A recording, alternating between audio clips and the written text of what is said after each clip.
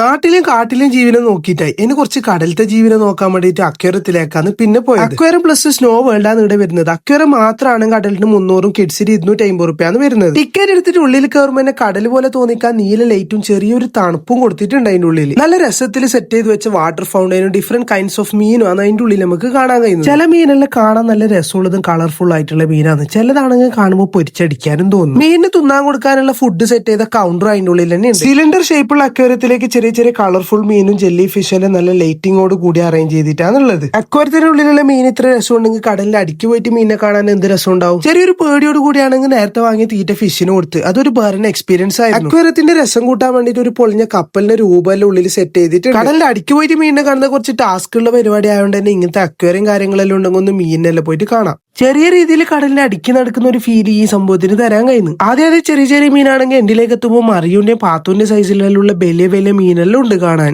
അങ്ങനെ നല്ല തണുത്ത ഐസ്ക്രീമിൽ നിന്നും നേരെ നാട്ടിലേക്ക്. അപ്പൊ ഇനൊരു വീഡിയോയിൽ കാണുമ്പോഴേക്കും ബായ്.